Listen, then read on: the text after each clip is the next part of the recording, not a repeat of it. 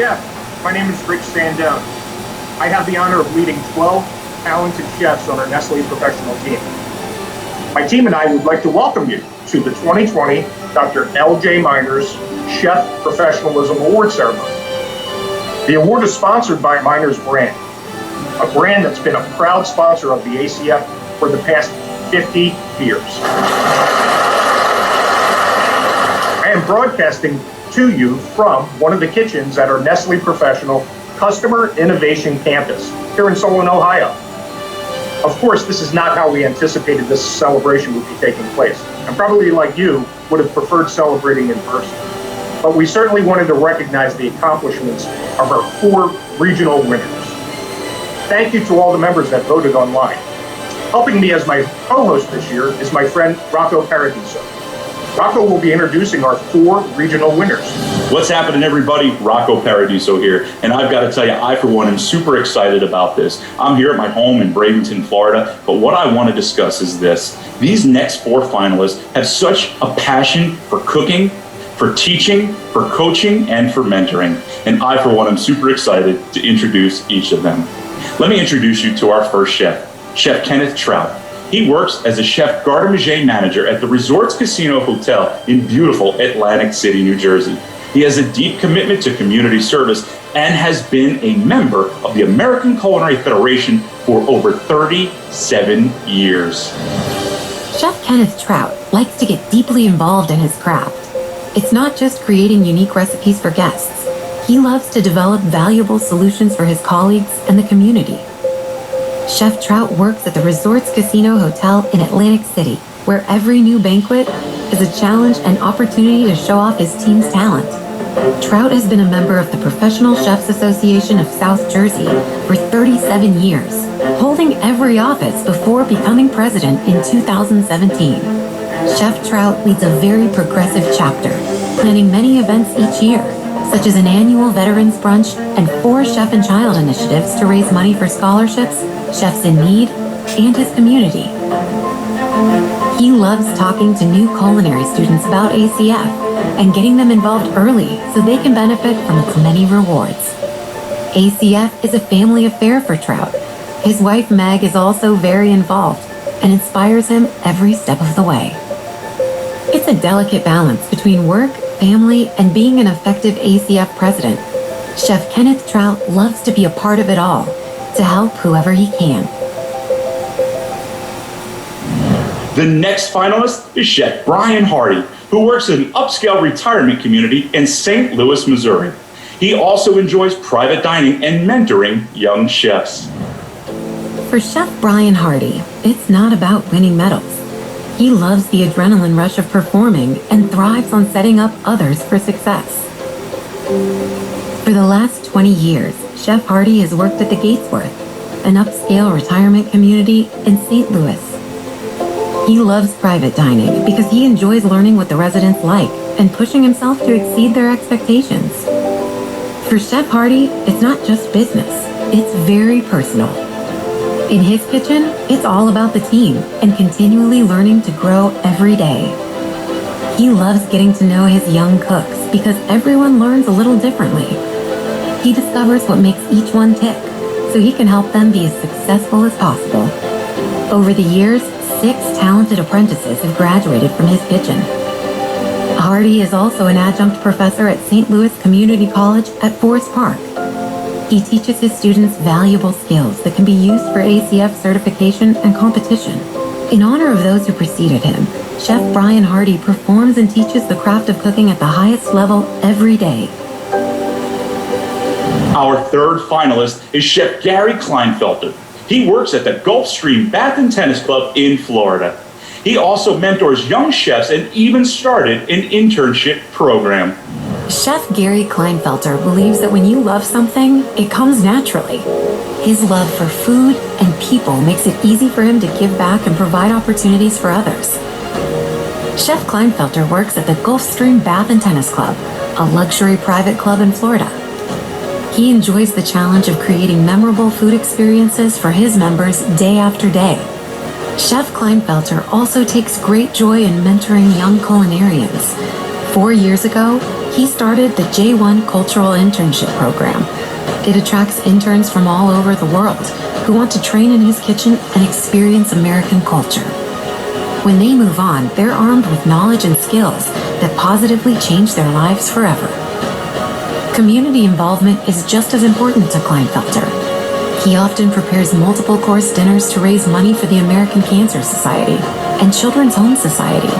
And of course, his students are always involved with each experience to learn and grow. Chef Gary Kleinfelter will never stop pushing himself and those around him to propel the industry that he loves forward. And our last finalist is Chef Brandon LaVier. He works in corporate cafe catering and is one of the greatest coaches that I know. For Chef Brandon LaVier, it's all about creating possibilities with food. It brings people together, and that's what he loves most. 5 years ago, LaVier and two friends from culinary school discovered a niche market in Seattle for corporate cafe catering and formed Lavish Roots Catering and Hospitality. Chef LaVier pushes the envelope every day to stay competitive in an ever-changing industry and uses education to do it. He recently developed a continuing education program for Lavish Roots based on ACF standards to help his team members flourish. He enjoys mentoring young cooks with little experience so he can shape them into culinarians that the industry needs. One of Chef LaVier's greatest mentors is his dad. He taught him at a young age to give back however you can. Lavish Roots donates its leftover food to Transform Burien, an organization that provides meals to families in need, and was named Partner of the Year in 2019. LaVier couldn't be more proud. With passion comes possibilities, and the possibilities are endless for Chef Brandon LaVier.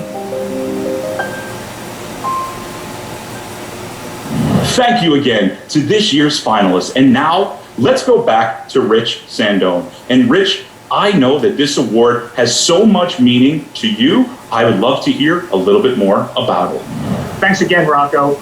Each year when I present this award, I often speak to one of the pillars of this award and how the chefs may have specifically modeled one of these pillars. This year, when I was reading through the transcripts of the interviews with each of the chefs, I had a hard time to focus on just one theme because each of these chefs stood out in so many ways. So I was contemplating about the award itself and why it was created.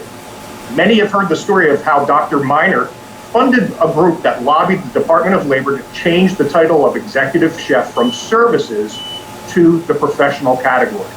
So I thought I would do some research on the definition of professionalism. I'd like to share with you now some of an article that I found posted on LinkedIn. It defined the top characteristics of professionalism. Appearance. Professional is neat in appearance. Demeanor. A professional should reflect confidence, but not cockiness. Reliability. As a professional, you will be counted on to get the job done. Competence. Professionals strive to become experts in their field. Poise. Maintaining it even when facing a difficult situation. Organizational skills. A professional can quickly and easily find out what is needed. Accountability. Professionals respond to their actions and are responsible for their actions at all times. Strong communicator. They not only can effectively and efficiently convey messages to others, but can actively listen and understand what others are telling them. Soft skills. Skills include leadership, critical thinking, and teamwork. Ethics. To be moral and always demonstrate an ethical behavior. Finally, honesty. One of the most important traits in any profession. Being a professional is so much more than just having the knowledge or possessing the technical skills to be a chef. Professionalism is about the qualities and behaviors you exhibit and the manner in which you conduct yourself. Our 4 regional winners were chosen because they possess these and other qualities, qualities that have built their legacy, a legacy that leaves a lasting impression on their customers, suppliers, employees, peers, and proteges. As peers, you have recognized those qualities in these 4, but you've also chosen one as a standout. Ladies and gentlemen, it is my honor to announce the 2020 Dr. L.J. Miners Professionalism National Award winner, Chef Brian Hardy. Please join me for a virtual round of applause for Chef Hardy. Congratulations, Chef. This is a tremendous honor, and I'd like to start by thanking Miners, Rich, and your entire team. Thank you for all you do for ACF. And thank you for carrying on the tradition of this award. I think it's so important that we all remember all those that work so hard, including Dr. Miner, in establishing the title of professional chef. I'd like to congratulate Chef Trout, Chef Kleinfelter, and Chef Lavier for winning their respective regions, and thank them for all they do for ACF, their local chapters, and their local communities. I'd like to thank the ACF Board of Directors, the national staff, and all the ACF members over the years that have been lucky enough to call friends and colleagues that have supported, encouraged, and inspired me along the way. I would like to thank St. Louis Community College of Forest Park, Chef Casey Schiller, Chef Rob Hurdle, Chef Ellen Piazza, for allowing me to be part of their team. Teaching and training young culinarians is one of the favorite parts of my job. I'd like to thank ACF Chefs and Cuisine Association of St. Louis and its entire membership for all the support over the last 25 years. I'd like to thank Chef John Bugaski for giving me my first job out of culinary school, for introducing me to ACF, and for supporting me ever since. I'd like to thank Chef Aiden Murphy, Chef Paul Kemp, Chef Chris Desens for all their support over the years and for giving me an opportunity to work on the board of the local chapter through apprenticeship, certification, and competition. I'd like to thank Chef Kevin Storm, who I had the pleasure of working with for 5 years, who gave me my first opportunity to be a sous chef, who's not only one of the best mentors a young culinarian could ask for, but he's also a great, great friend. Thank you, Chef, for all you've done. I would like to thank the Gatesworth owners, Charlie, David, and Bob, for all their support over the years, not only for me, for the countless young culinarians that have competed, certified, done the apprenticeship, worked on local charitable contributions, local community events. I appreciate all your support. I'd like to thank our Executive Director, Carrie Entree, for all her support over the years, and all my fellow directors here at the Gatesworth. I really feel like I'm part of a very special team. I would like to thank a couple of my past sous chefs, Joe Miller and Brendan Brown, who were instrumental in helping develop the culinary program here at the Gatesworth, who have both gone on to be executive chefs at their respective clubs and are just tremendous people. I'd like to thank my 2 current sous chefs, Kyler Merritt and Shane McCready, for all their dedication and hard work towards the residents and staff here at the Gatesworth. I'd like to thank all my wonderful cooks, past and present, that work so hard. I'm very blessed to have so many great young culinarians work over the years with me and at the Gatesworth. Especially like to thank all the wonderful residents at the Gatesworth. They are a pleasure to serve, to cook for. I feel like I'm very, very lucky to have had the opportunity to serve each and every one of you. I'd like to thank my entire family for supporting me over the years in my efforts to be a chef ever since I was a little kid. I'd like to thank and tell my wonderful kids, Julie, Fernando, Hannah, my 2 grandkids, Alexander and Juliet, how much I love them and I appreciate them. And I'd like to especially thank my beautiful wife, Marisol, for all her support over the years and for taking such good care of our family. I love you, sweetie, and thank you for everything. And now on to our demo. I'm Chef Brian Hardy. I'm the executive chef at the Gatesworth in St. Louis. And we're coming here today to do a demo. We're going to do 4 plates for you. First, I'd like to start off by thanking Miners for sponsoring this demo. And I appreciate all the classic production sauces they sent us to help use and work with. So today, we're going to start with a halibut dish. It's going to be a pan-seared halibut fillet. We took some of the belly from the halibut, we brined it and smoked it. That'll go underneath the halibut fillet. And then we did a play on clam chowder. We basically did some steamed little neck clams, and we made a clam velouté from the broth. And we're gonna basically serve that as the sauce in the bowl with some crispy bacon lardons, little neck clams, some pickled celery. And then also these potato croutons. So to do the potato croutons, what we do is make a standard Dutchess potato, and we take this square silicone mold, and we just pipe these in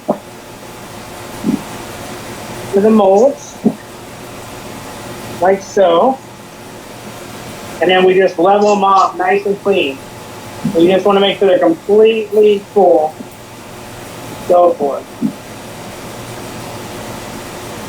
So once they're full like that, we're going to freeze these. And then we're going to, when they're completely frozen, pop them out and just bread them, flour, egg whites, breadcrumbs, and then we'll fry them at pickup. And they'll add a nice little complexity to the dish, little crunch. And once again, it's that little play on clam chowder. So, I'm going to send this over. And while we're talking over at the stove, Tyler, kind of go back to what you're doing, kind of show the, oh, we don't have the, oh yeah. So over at the stove, Tyler's pan searing the halibut now. And where's our plate? Our bowl. There we go. We're gonna go to plate this up. We're gonna start with some smoked halibut belly, just to put a little bit, which will help raise the halibut up off the bowl.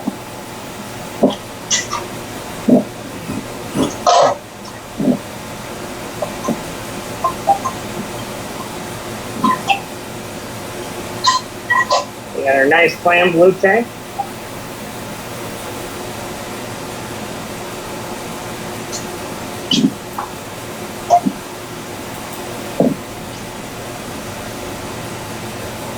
Little neck clam.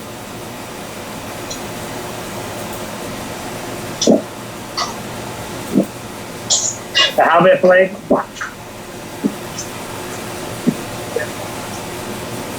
So here's your nice pan-seared halibut.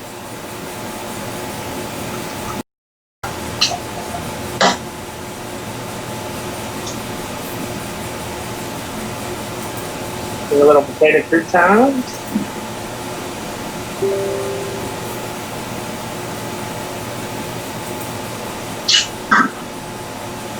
Get a smaller spoon.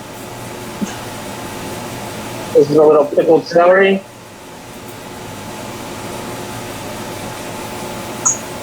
Freshness.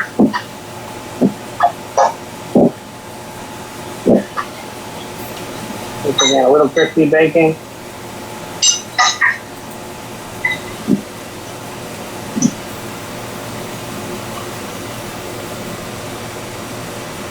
So we just kind of garnish it with a little bit of fresh microgreen.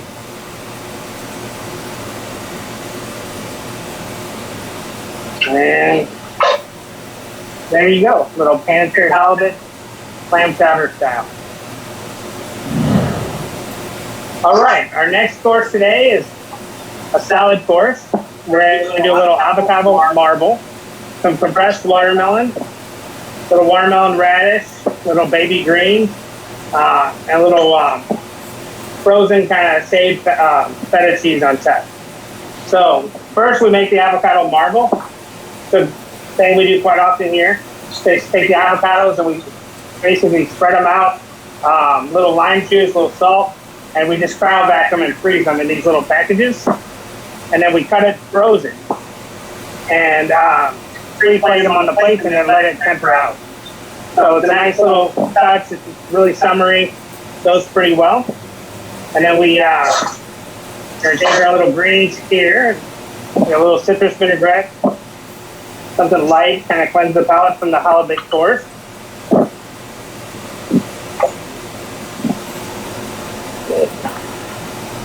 Salt, pepper. Just gonna take these little baby greens right here.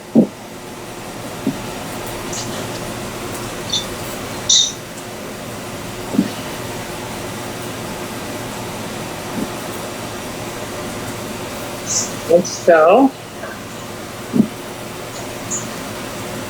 we just took the watermelon, and like I said, we took a little basil syrup, and we compressed it in a cryo vac bag. It's a really nice flavor. We got some golden watermelon, some red watermelon, a very nice summer salad. And so, and then we've got some, we're just going to dress these little radishes we have.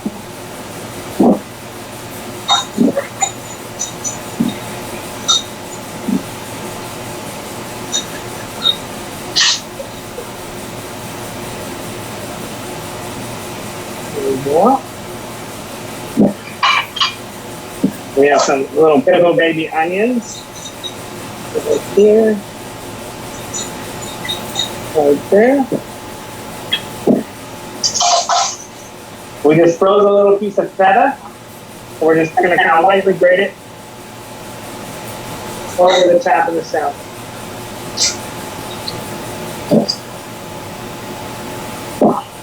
And these are little crackers that we made. We just roll out white bread in a pasta sheeter really thin, and then we clamp them in these little molds and bake them in the oven. And it gives a really nice little crunch to the salad. And that's our avocado watermelon salad. Okay, our next course tonight is our entree course. It's a sous vide strip loin. We got a little celeriac, garlic puree, some asparagus tips, a little pickled tomatoes, some fresh local mushrooms, and a nice demi-glace. And some glacé beets also. So first, we're going to have Chef Tyler Merritt, my sous chef, come over and kind of showcase. What we did was we sous vide the strip loin, 145 degrees, all right? And then you kind of baste it.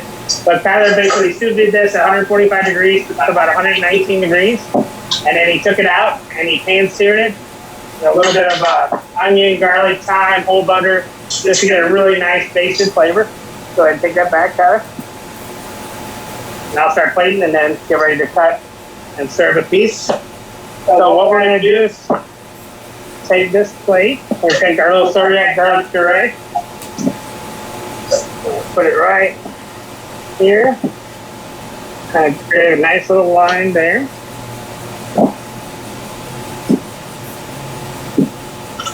Got our king oyster mushrooms. These are really nice local mushrooms.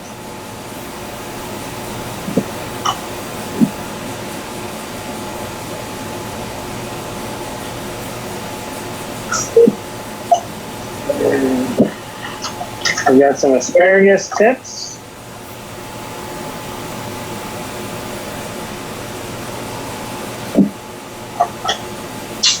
Set it right here, I'll take it. There's that nice roasted sous vide strip loin. We'll kind of come right over there with that.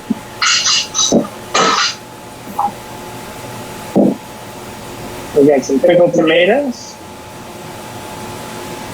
And a little freshness to the plate. Some glacé beets to kind of finish it off.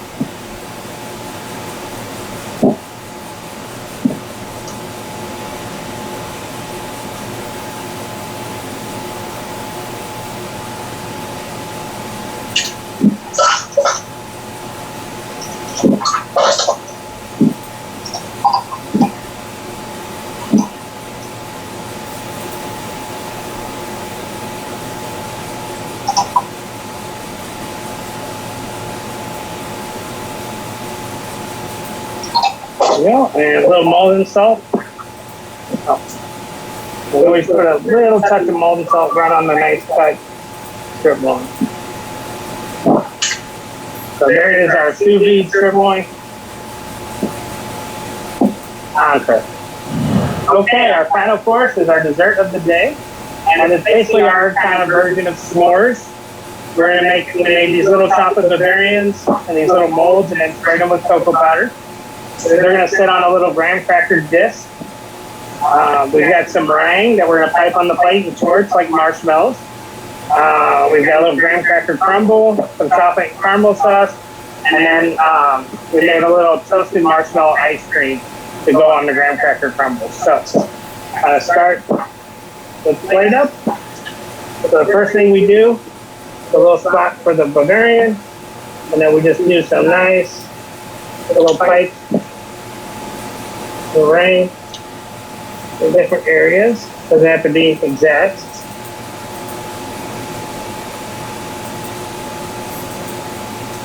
And so forth. So maybe one more right there.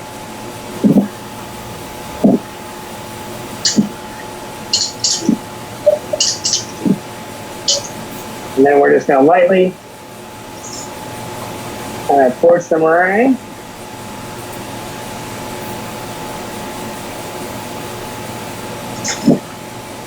Like so.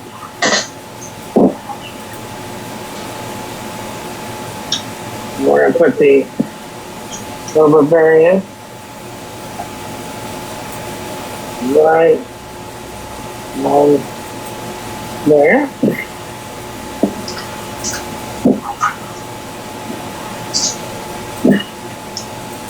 And we got a little long press and crumble kind of off the plate there. And this little chocolate ganache.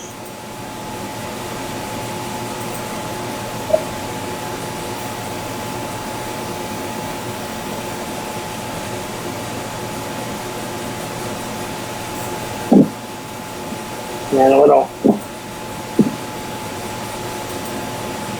caramel sauce.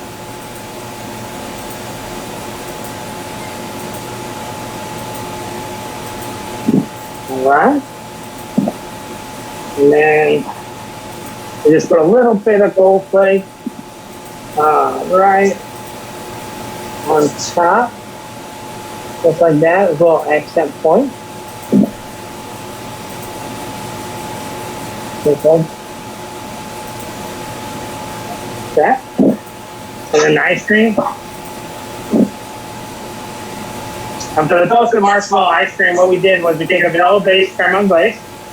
We take marshmallows, we lay them out on a steel plat, and we bake them in the oven until they're nice and dry. And then we grind that up, and it makes like a toasted marshmallow dust. And we just fold that into the vanilla-based ice cream. And then we're just gonna put a little vanilla right on top. And that is our little version of s'mores. Well, that's our demo for today. I'd like to thank my team, Koji, Tyler, Flora, and Shane for helping me out today. And once again, I'd like to thank ACF for this wonderful award. And back to you, Rick. Again, I'd like to congratulate Chef Hardy on being awarded the National Award for the 2020 Dr. L.J. Miner's Chef Professionalism Award. Congratulations, Chef. I also want to congratulate our other 3 regional winners as well. And I also want to say thank you to the ACF, to the membership. We've been a proud sponsor here at Miners for the past 50 years, and we look forward to many, many more years to come. So here's signing off from the kitchens here in Solon, Ohio at our Nestle Professional Innovation Campus. See you next year.